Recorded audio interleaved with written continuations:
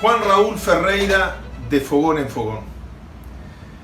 Algunas veces hemos hablado sobre las circunstancias que tuvimos que vivir junto a mi viejo, a mi vieja y a tantos amigos, a los familiares de las víctimas, en mayo del año 76, con el asesinato, con lo que terminó en el asesinato de El Tobas, El Mar, la desaparición de Barredo, White, la desaparición de Liberov. Pero es tanto lo que hay que contar, que cada tanto yo voy a irme echando algún episodio de esos días. Yo les quiero contar cómo salimos de Buenos Aires con el viejo. Entonces, vamos a arrancar con que ya se llevan los féretros de Selmar y el Toba al barco, se van sus familiares, y en el departamento donde vivía el Toba quedamos mi viejo, mi vieja, un periodista francés, Horacio Terra y Tito Berro. Es muy impresionante porque algunas de las cosas que les voy a contar yo me las enteré hace muy poco, cuando con Luis Viñolo le hicimos un largo reportaje grabado a Tito Berro. Impresionante, impresionante. Bueno, después que retiran los féretros quedamos nosotros solos en aquel departamento donde habíamos vivido momentos tan intensos en los últimos días y vemos algún movimiento en la vereda desde la ventana y empiezan a estacionarse los Ford Falcon, que eran el distintivo de las fuerzas paramilitares que hacían estos operativos de secuestro. Rápidamente el periodista francés que se llamaba Philippe Labreveux, muy amigo, lo lleva a mi viejo al garage y lo saca en el baúl del auto y lo lleva a la casa de Hugo Navajas, representante del PNUD de Naciones Unidas, donde papá había estado escondido antes de que aparecieran los restos de Selmar y el Toba muertos. Pero bueno, lo vuelve a alojar allí a la espera de... Él tenía inmunidad diplomática, creíamos. En la Argentina del 76 nadie tenía inmunidad diplomática. Después le allanaron la casa. Pero seguimos las gestiones que estábamos llevando intensamente con varias embajadas, con el apoyo de los respectivos gobiernos. Y en eso hay una parte que yo no sabía, me la cuenta Tito Berro. Él mira al lado del teléfono, de mi puño y letra, varias direcciones de embajadas con las que habíamos hecho ya algunas gestiones. Y se va en un taxi a la embajada de Austria. Cuando llega allá nos cuenta que se presenta como el secretario político de Wilson Ferreira, que no lo era mucho más que eso, era amigo. Pero el embajador lo recibe de inmediato y le dice: estoy desesperado, ¿dónde están? Tengo órdenes de mi gobierno de recogerlos y llevarlos conmigo, protegerlos, conseguirles un salvoconducto para que salgan del país. Bueno, Tito lo lleva, llega metros más atrás que el embajador. La entrada del embajador fue un gran alivio para mi madre y para mí, que habíamos quedado solos con Horacio Terra.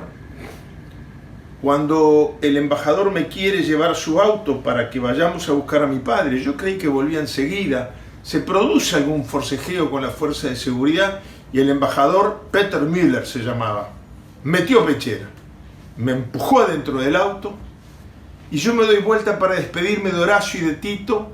Les hago así, señas de que vuelvo enseguida. Yo tenía 23 años, muchas cosas, no sé, vivíamos como muy al segundo, no al minuto.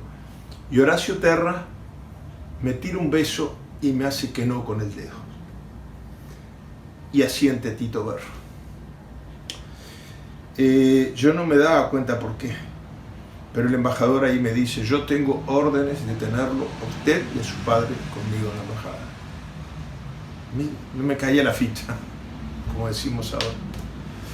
Cuando llegamos a la esquina de la misión de la residencia de Hugo Navajas, del representante del PNUD, militares, no policías esta vez, habían cerrado el paso. El embajador se identifica y le dice: no puede pasar porque estamos desarrollando procedimientos oficiales. El embajador exime de sus responsabilidades al chofer, tipo increíble. Se sienta en el lugar del conductor, pone primera y entra. Llegamos a la puerta del apartamento, subimos, allí nos despedimos de Hugo Navaja. El encuentro con papá fue una tremenda emotividad, él no sabía nada, cómo iban marchando las gestiones, yo no sabía nada, ni siquiera si había llegado a la casa de Hugo Navajas. Y cuando nos estamos por ir, Hugo Navajas nos dice, por favor, llévense al expresidente de Bolivia, General Torres, que está asilado acá en Argentina y lo van a matar.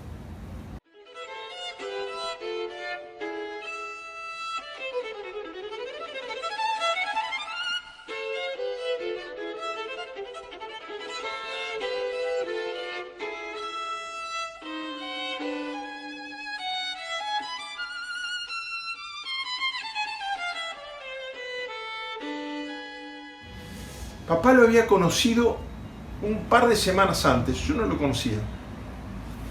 El embajador asintió, nos dijo, sus huéspedes son mis huéspedes. Y allí fuimos a buscarlo. No había el sistema de comunicaciones que hay hoy, celulares. Por suerte lo encontramos en su casa. Bueno, no sé si por suerte, porque no lo pudimos convencer. Nos dijo, lo que están haciendo es correcto, pero a mí no me van a tocar porque soy militar. Ustedes buscan refugio. Yo me voy a quedar aquí en Argentina, cerca de Bolivia. Plena dictadura de Banzer. Bueno, después van a ver por qué esta conversación pasó a ser muy importante. De ahí nos vamos a la embajada de Austria. Por suerte estábamos juntos, nos apoyábamos el uno al otro. Fueron unos días que se hacían interminables. Mi padre empieza rompiendo un compromiso que había asumido con el embajador. Busca y encuentra a mamá por teléfono. Nos habían pedido que no hagamos llamados al exterior de la embajada. Y le dice, por favor, a partir de mañana a las 11 en punto pasá frente a la embajada como si fueras una vecina. Mi madre iba a un almacén, compraba unas cosas, las metía en una chismosa, como decimos acá, y pasaba mirando para adelante. Ya a las 11 menos 10, papá se empezaba a acercar a la ventana y violando la segunda prohibición, a las 11 en punto miraba y la veíamos pasar mirando hacia adelante, haciéndose la distraída. Y es increíble, pero ese instante en que la veía le daban fuerzas para aguantar 24 horas más. Luego el embajador, en vez de asilo político, negocia con el gobierno argentino la salida por salvoconducto, que era más rápida, que evitaba más burocracia. Cámpora estuvo años en la embajada de México en Buenos Aires. Bueno, llega el momento de la partida y se apersona el jefe de seguridad del Estado. El encuentro fue tremendo. Yo me pongo en los zapatos del pobre embajador. Papá le dice, ¿qué me viene a hablar de un plan de seguridad cuando a mí me tienen que asegurar la vida contra usted y sus hombres, que son los que mataron a mis amigos? Y cuando ya yendo al aeropuerto de Ezeiza pasamos por la esquina donde encontraron los restos de Selmar, El Toba, Barredo y Huaytlo, papá dice, acá, en esta esquina, sus hombres mataron a mis amigos. Fue tremendo, todo, una tensión.